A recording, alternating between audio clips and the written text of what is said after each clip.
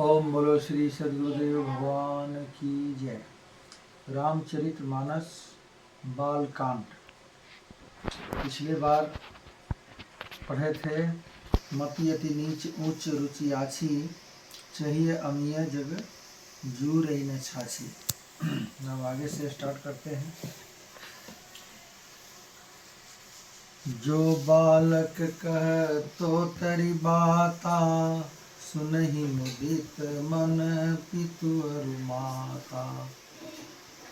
हंसि हहि कुटिल कुबिचारी, जे पर दूषण भूषण धारी। जैसे बालक जब तोतले वचन बोलता है तो उसके माता पिता उन्हें प्रसन्न मन से सुनते हैं, किंतु क्रूर, कुटिल और बुरे विचार वाले लोग जो दूसरों के दोषों को ही भूषण रूप से धारण किए रहते हैं, अर्थात जिन्हें पराये दोष ही प्यारे लगते हैं, वे हंसेंगे। निज कुबीत के ही लागननी का, सरस हो अथवा अति फीका।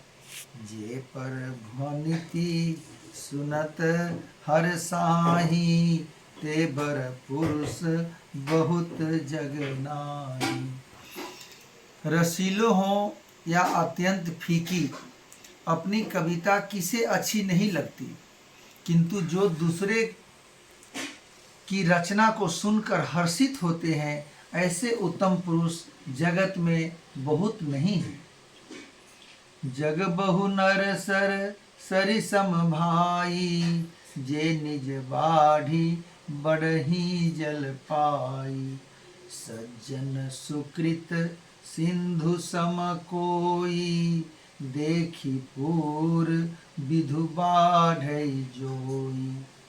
हे भाई, जगत में तालाबों और नदियों के समान मनुष्य ही अधिक हैं, जो जल पाकर अपनी ही बाढ़ से बढ़ते हैं, अर्थात अपनी ही उन्नति से प्रसन्न होते हैं। समुद्र सा तो कोई एक बिरला ही सज्जन होता है, जो चंद्रमा को पूर्ण देखकर दूसरों का उत्कर्ष देखकर उमड़ पड़ता है। भाग छोट अभिलाषु, बड़ करऊं एक विश्वास। पै सुख सुन्नी सुजन, सब कल कर ही उपवास। मेरा भाग्य छोटा है और इच्छा बहुत बड़ी है, परंतु मुझे एक विश्वास है कि इसे सुनकर सज्जन सभी सुख पावेंगे और दुष्ट हंसी उड़ावेंगे। खल परिहास होई हित मोरा, काक कहहि कल कंठ कटोरा। हसहि बकदातुर चात कहीं, हसहि मलिक न खल विमल बत कहीं। किंतु दुष्टों के हंसने से मेरा हित ही बनेगा। मधुर कंठ वाली कोयले को कौवे तो कठोर ही कहा करते हैं, जैसे बगुले हंस को और मेढक पपीहे को हंसते हैं, वैसे ही मलिन मन वाले दुष्ट निर्मल वाणी को हंसते हैं।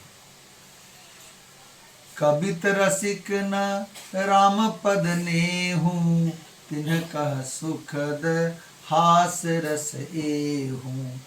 भाषा भनिति भोरी मति मोरी, हंसी बेजोग हंसे नहीं खोरी। जो न तो कविता के रसिक हैं और न जिनका रामचंद्र जी के चरणों में प्रेम है, उनके लिए भी यह कविता सुखद हास्य रस का काम देगी।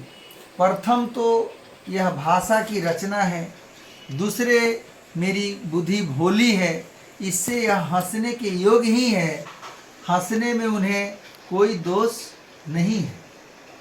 प्रभु पद प्रीति न सामुझिनी की, तिन्हि कथा सुनी लागी फीकी। हरिहर पद रति मति न कुतर की, जिन्ह कहूँ मधुर कथा रघुवर की। जिन्हें न तो प्रभु के चरणों में प्रेम है और न अच्छी समझ ही है, उनको यह कथा सुनने में फीकी लगेगी। जिनकी श्री हरि भगवान विष्णु और श्री हर भगवान शिव के चरणों में प्रीति है और जिनकी बुद्धि कुतर्क करने वाली नहीं है, जो श्री हरि हर में भेद की या ऊंच नीच की कल्पना नहीं करते, उन्हें श्री रघुनाथ जी की यह कथा मीठी ही लगेगी। राम भक्ति भूषित जिय जानी, सुनी ही सुजन सराही सुबानी। कभी न हो नहीं बचन प्रवीणु, सकल कला सब विद्याहीनु।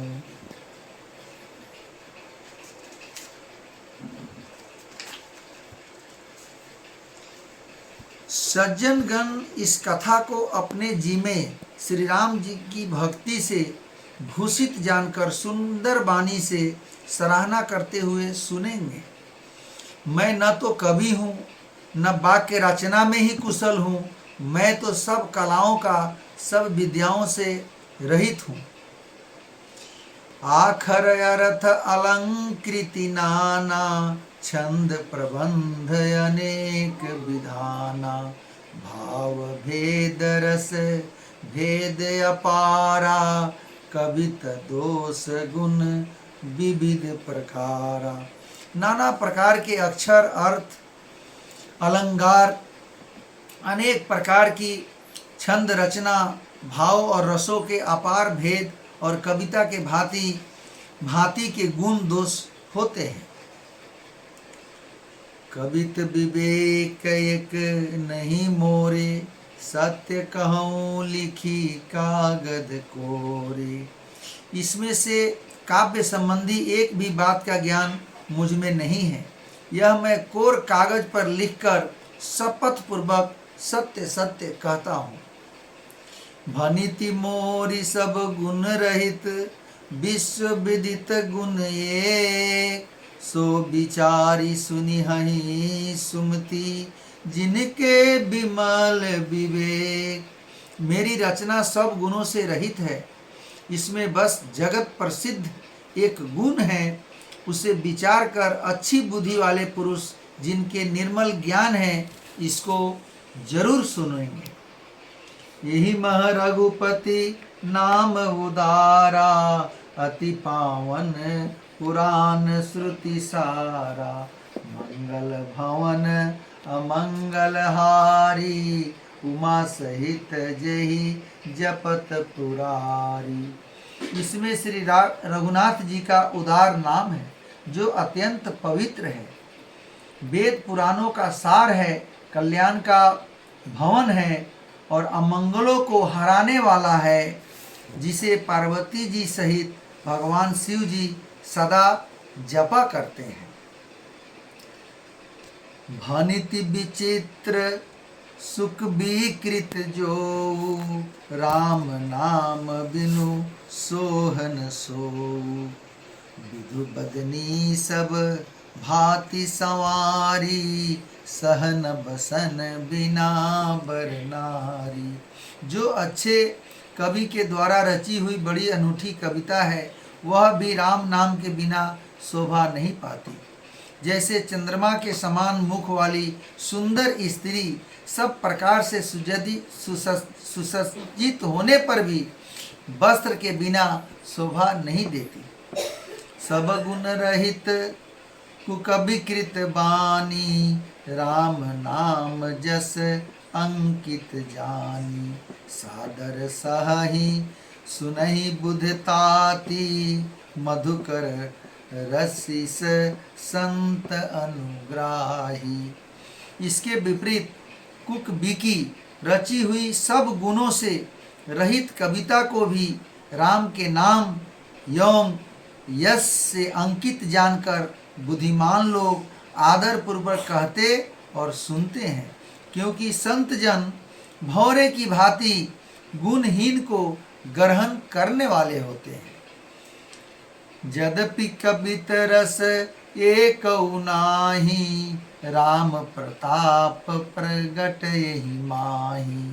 सोई भरोस मोरे मन आवा, केहि न सुसंग बड़पनु पावा। यद्यपि मेरी इस रचना में कविता का एक भी रस नहीं है, यथापि इसमें श्री राम जी का प्रताप प्रकट है। मेरे मन में यही एक भरोसा है, भले संग से भला किसने बड़प्पन नहीं पाया। धूमौ तजई सहज करुआई, अगर प्रसंग सुगंध बसाई। भनिति भदेश वस्तु भली बरनी, राम कथा जग मंगल करनी। धुआं भी अगर के संग से सुसंगित होकर अपने स्वाभाविक कड़वेपन को छोड़ देती है।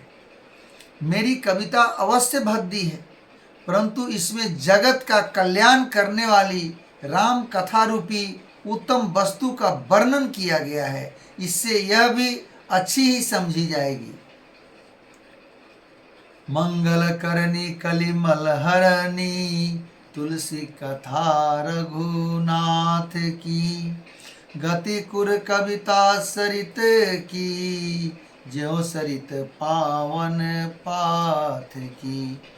प्रभु सुसंज प्रभु सुजस संगति भनिति, भली होई सुजन मन भावनी। भव अंग भूति मसान की, सुमिरत सुहावनी पावनी। तुलसीदास जी कहते हैं कि श्री रघुनाथ जी की कथा कल्याण करने वाली और कलयुग के पापों को हरने वाली है। मेरी इस भद्दी कविता रूपी नदी की चाल पवित्र जल वाली नदी गंगा जी की चाल की भांति टेढ़ी है। प्रभु श्री रघुनाथ जी के सुंदर यश के संग से यह कविता सुंदर तथा सज्जनों के मन को भाने वाली हो जाएगी। शमशान की अपवित्र राख भी श्री महादेव जी के अंग के संग से सुहावनी लगती है और स्मरण करते ही पवित्र करने वाली होती है। प्रिय लागी ही अति सब ही मम, बनित राम जस संग। दारु विचारु की करई, को बंदिय मलय प्रसंग। श्री राम जी के यश के संग से मेरी कविता सभी को अत्यंत प्रिय लगेगी। जैसे मलय पर्वत के संग से काष्ठ मात्र चंदन बनकर वंदनीय हो जाते हैं, फिर क्या कोई काठ की तुच्छता का विचार करता है। श्याम सुरभि पिए बिसत यति, गुनद करही सब पान। गिरा ग्राम में सिए राम जस, गावही सुनहि सुजान।